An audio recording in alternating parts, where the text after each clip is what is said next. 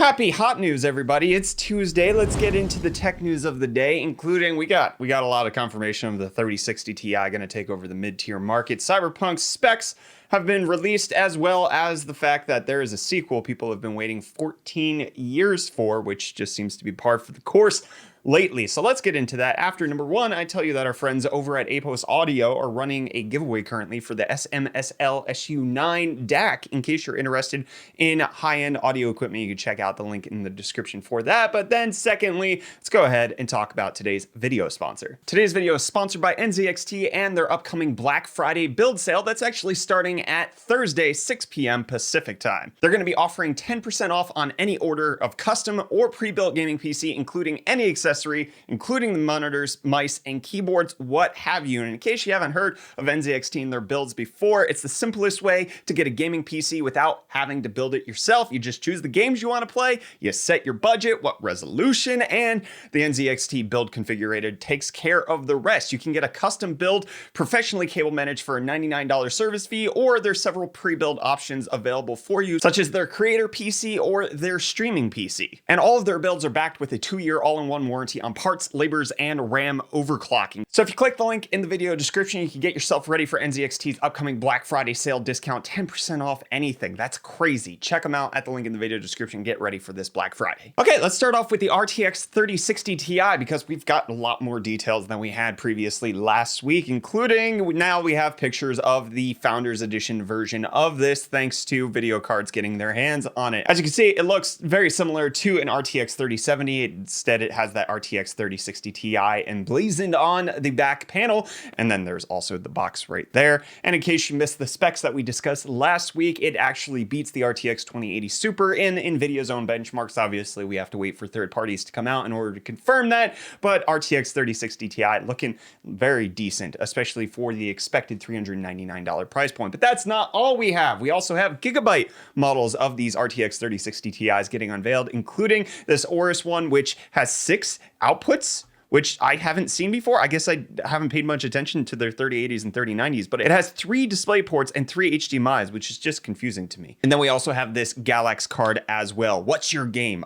I don't understand Galax's branding, and I don't think I ever will, but that's not all. No, we also have the Asus TUF Gaming pictured, as well as Manli's spec sheet for the RTX 3060 Ti, kind of confirming some information that we already kind of expected out of the cards, including the CUDA cores, the memory mount, the memory speed, all of that you can see right here. 8 gigabytes of GDDR6 at 14 gigabits per second, giving you nearly 500 gigabytes per second of memory bandwidth on 4,864 CUDA cores with a clock speed of 1665 boost. It says it has a 200-watt graphics card power, which is less than the current cards that are out on the market. So 3060 Ti, are you guys excited for it? Let me know down in the comments. $399. Is this a buy in your mind? Is it the card that you kind of have been waiting all along for? We're expecting, according to information that I've just been hearing, early December is when these are going to get launched, but according to NVIDIA as well, they don't expect to rectify stock issues. So I'm wondering, are we going to see a larger launch of these because they may have more bad chips lying around, and that's the reason we can't get our hands on 3080s and 3090s, because they've had to bin them to heck and they're just not producing high enough yield on the higher end stuff. So these are just the leftovers, and we're going to see all of these dump into the market? Potentially. We'll see in the first couple of weeks of December. But Gigabyte also giving us some RTX 3090 and 3080 eGPUs that you also won't be able to get your hands on. Their gaming boxes are being announced. They are essentially what Aorus has done in the past with gaming boxes. However, again, they have a ton of I/O, which is just insane. Obviously, it has the Thunderbolt port for the eGPU, but then 3 DisplayPort and 2 HDMI ports. That's a lot of dongling. Now let's switch over to Team Red for a second, because some world records were set with liquid nitrogen overclocking, not necessarily in clock speed, because I believe the GTX 1060 still holds the records for highest clock speed with over 3 gigahertz clocked at the Galax World Hall of Fame overclocking thing that they did. Anyways, RX 6800 XT overclocked to 2.8 gigahertz on liquid nitrogen. Incredible Firestrike scores coming out of that. That is just a fast, beastly card. AMD creating something very good there. And in case you want to see more AIB partner models of the RX 6000 series, Power Colors got you sorted with the Red Dragon version of their upcoming 6800 and 6800 XTs. Look at that. Look at that, baby. But you won't be able to use the RX 6000 series in case you want ray tracing on Cyberpunk, which is expected to release on December 10th. At this point, probably going to get delayed again. I'm just saying, I know you're going to rage in the comment for me even bringing that up, but it's inevitable. Anyways, here are the system specs. In case you want to do RT Ultra at 4K, you're going to need an RTX 3080. However, 4K regular Ultra, you're going to need a 2080 Super, 3070, or a 6800 XT, which actually doesn't sound that bad, but just keep in mind that Cyberpunk is being developed so that it runs on a base PS4, which is crap at this point. So it makes sense that a high-end version of crap is not actually all that bad. That's a weird metaphor, I'm sorry. Speaking of things being scaled down, sort of like for the PS4. Anyways, Lian announces its PCO11 Mini. This weird case, it can support Mini ITX as well as eATX. It is just, it's an amalgamation of some weirdness that's going on. It reminds me a little bit of the Fantex N2 Evolve ITX, which was a small case that was still kind of big, except for this isn't an ITX case. It's an ITX and whatever the heck you want. It's just a smaller O11. That makes sense.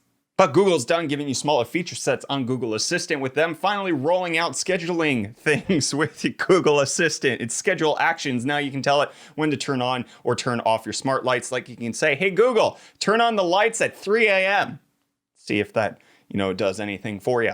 That's not the only thing Google announced. They also now have Infinite Bad Guy. This is actually kind of neat, but also at the same time a little strange that they dedicated effort to this. Anyways, you go over to the Infinite Bad Guy website that Google has created. You click play, and then in a seamless loop, it will play the original song, which we're not going to play for you here because we don't want to get copy striked. But when you click the hashtags at the bottom, it then transitions to a cover that somebody has done on YouTube at the same portion of the song without really skipping a beat. It kind of depends on your ability for your internet to keep up. But then I can switch over to Akolala, and then it'll give me an Akolala cover, and then switching over to classical, and then it'll be on classical instruments. It's actually quite a neat little experiment. There's been over 15,000 covers of Billie Eilish's Bad Guy uploaded to YouTube, and I guess this is the way they're going to monetize them. And Ford trying to monetize the future with the Mustang Mach-E, which has just been confirmed by the EPA to have a range of 300 miles, which means that you can go for a little bit before you need to charge. It's not quite as good as the Tesla Model 3 long range, but it's still a pretty good start. We'll see. They're going to start rolling out to the streets sometime soon, so get ready to see these Mach-E's out in the real world, which a lot of people were expecting that they weren't going to see a sequel to The World Ends With You. However, Neo, The World Ends With You, arrives summer 2021 on PS4 and Switch. This was part of Square Enix's announcement that came out, and it's a sequel. It's existing. Apparently, this is a partial project by Tetsuya Nomura, and he's just on a streak of coming out with games that he should have made a long time ago, like Kingdom Hearts 3. And hopefully at least this one's complete, because Kingdom Hearts 3 was not. While we're talking about PlayStation games that should or should not exist, Sony saying that although this year they're focusing on PS5, there's some interesting stuff coming up in the future for PSNow and PS Plus in case you're interested in cloud gaming or game streaming or giant Netflix of games libraries. PlayStation might have something for you in the near future, as well as the fact that they should be adding variable refresh rate support to the PS5 at some point soon, because they should have had it. Like, I don't understand why the PS5 doesn't have VRR support, even though the Xbox does, and it's kind of everybody expected it to, and then it didn't. And I guess Sony just ran out of time developing features for the PS5. Like, there's a lot of things that are missing that are just like quality of life crap on the PS5 OS that should have been there, but just isn't. I guess they'll fix it hopefully by the end of the year. This is why you don't buy day one, kids. Let's stay on the Sony train for a second. We'll talk about a former PlayStation exclusive is now making its debut on GOG as of today. You can get it DRM free over on that website. It does appear like Sony is branching out more into the PC sector. Not only did they bring Horizon Zero Dawn over to Steam, but now it's officially on GOG in case you want to play it over there. And you want to play this copy of Super Mario 3 Bros. No, Super Mario Bros. 3 is what I'm trying to say. It sold for $156,000. The reason it's so expensive is because you can see that the Bros is printed on the left side of the box, where usually it's on the right side of the box. And this is one of the earliest known production samples of Super Mario Bros. 3. And it wasn't the only Nintendo game that sold for a lot of money. Pokemon Red has a really good rating of like condition stuff. I don't know how this works. $84,000 for that version of Pokemon Red, most expensive Pokemon game ever sold.